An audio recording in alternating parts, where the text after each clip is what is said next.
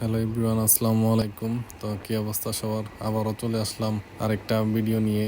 তো আজকের ভিডিওটি মেইনলি আমার মোটো ব্লগিং সেট আপ নিয়ে। তো একদমই বিগিনার মোটো ব্লগিং সেট আপ, একদমই বিগিনার, মানে একদম চিপ খরচে আর কি মোটো ব্লগিং সেট আপ নিয়ে আজকে কথাবার্তা বলবো।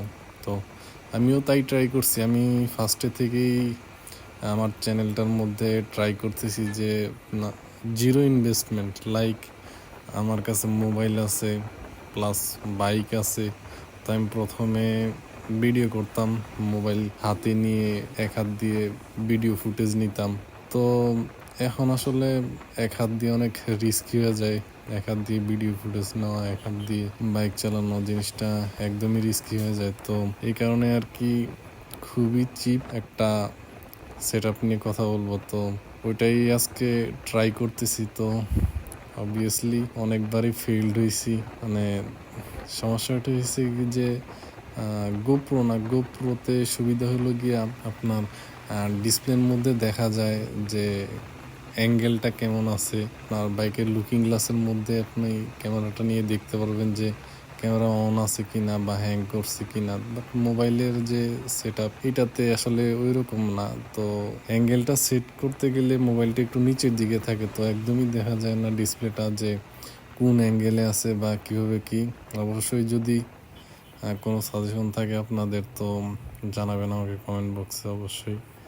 তো ওইটার জন্য আগেই অগ্রিম ধন্যবাদ দিলাম আপনাদের। আপনাদের রেসপন্স দেখার পরে হোক 2-3টা বা 1-2টা, বাট মনে হইতেছে যে আগাইতেছি সামনে।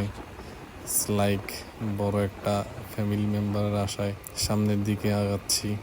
Thank you so much video like করার জন্য, কমেন্ট করার জন্য।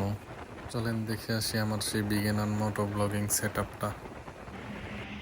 এইটাই আমার সেই মোটো ব্লগিং সেট আপ। আশা করি সবাই, মোটামুটি সবাই এটার সাথে পরিচিত, যারা বিভিন্ন মোটো ব্লগিং দেখেন বা বিভিন্ন চ্যানেল ফলো করেন মোটো ব্লগিংয়ের। তো এই সেট আপটা খারাপ না, মোটামুটি ভালোই। এখন আছি ঢাকা টাঙ্গাইল মহাসড়কে। তো যাচ্ছি আমি আমার গ্রামের বাড়িতে। তো এখন যাওয়ার পথে ভাবলাম যে আপনাদের সাথে জিনিসটা শেয়ার করি। এতক্ষণ ধরে ইউজ করতেছি, মোটামুটি ভালোই লাগতেছে। অনেকবার অ্যাটেম্পট ফেল হওয়ার পরে এখন অ্যাডজাস্ট করলাম। তো এখন ক্রুজ করতেছি প্রায় 100-র উপরেই আমি। তো জিনিসটা ভালোই স্টেবিলিটি আলহামদুলিল্লাহ অনেক ভালো। বাট প্রথম রিস্ক মনে হয়েছে, বাট জিনিসটা আসলেই ওর্থ ইট। তো দামও যে আহামরি বেশি তা না। আমি বললামই কিছুক্ষণ আগে যে একদমই বিগিনার লেভেলের, মানে একদমই চিপ। তো আমি প্রথম থেকেই ট্রাই করতেছি আসলে আহামরি গোপ্রো, তারপরে মাইক টাইক এগুলা কিনে আসলে স্টার্টিং করার দরকার নাই।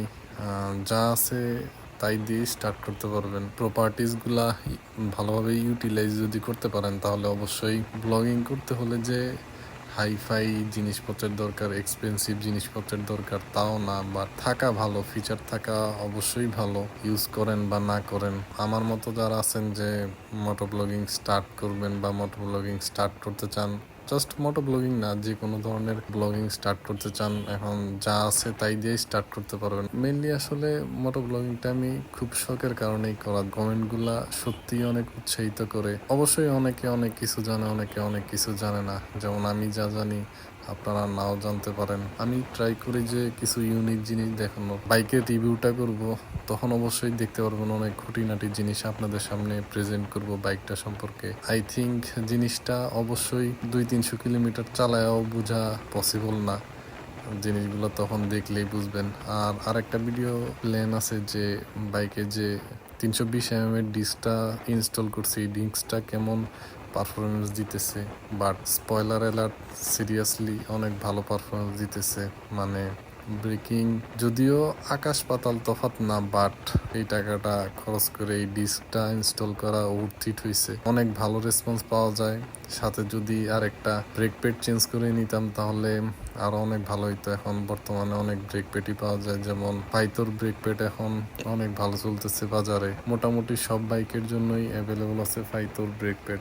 ব্রেক প্যাডটা ইউজ করলে অবশ্যই আরও অনেক ভালো পারফরমেন্স পাবো, বাট আমার এই মুহূর্তে স্টক ব্রেক প্যাডটা লাগানো। স্টক ব্রেক প্যাডটা যে খুব খারাপ তা না, বাট একটা কথা আছে 16 কলা পূর্ণ। তো ব্রেক প্যাডটা যদি লাগাইতাম তাহলে 16 কলা আসলেই পূর্ণ হতো।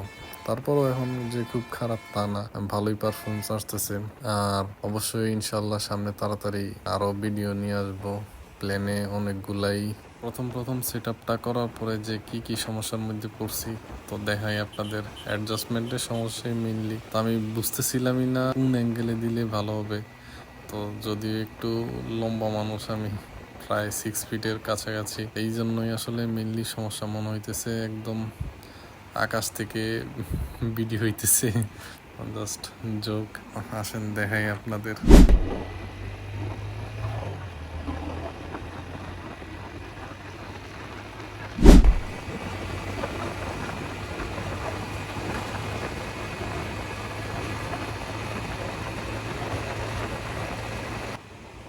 এই হইল গিয়া কাহিনী। তো প্রথম 2বার ট্রাই করছি, অ্যাডজাস্টমেন্ট হয় নাই। তারপরও আবার এখন দিলাম, হইতেছে। এখন সব কিছু ওকে আছে, দাঁড়ায় চেক করলাম, সব কিছু ওকে।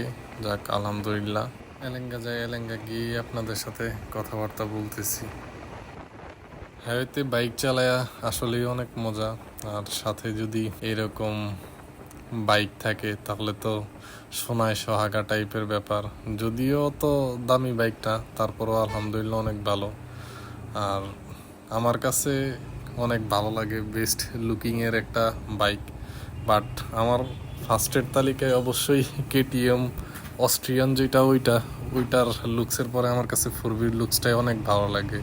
এলেঙ্গা বাস স্ট্যান্ড চলে আসছি এখন। আর বেশি দূর না, আর মাত্র প্রায় 25 কিলোমিটার বা 20 কিলোমিটারের মতো। ঢাকা থেকে বের হয়ে কোথাও গেলে এমনিতে একটু মনের মধ্যে ফুর্তি কাজ করে। তার উপর যদি আবার গ্রামের বাড়ি আসি তাহলে তো মানে এত ভালো লাগে, ভাষায় প্রকাশ করার মতো না। মানে ঢাকার যান্ত্রিক লাইফ থেকে একটু বের হয়ে আসলাম। আমি যতটুকু ট্রাই করি যে মাঝে মধ্যে ঢাকার বাইরেও কোথাও ঘুরে আসার জন্য।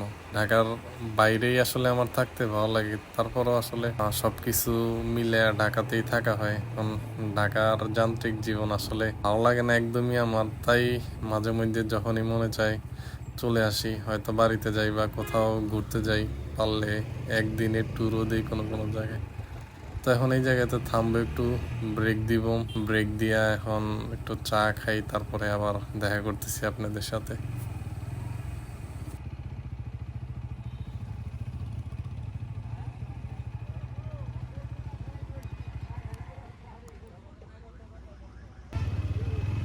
আবারও অ্যাডজাস্টমেন্টটা নষ্ট হয়ে গেছে, তো কি আর করার।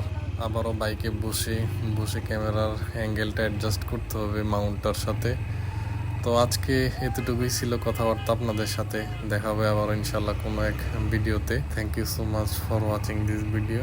আল্লাহ হাফিজ, ভালো থাকবেন সবাই। আসসালামু আলাইকুম।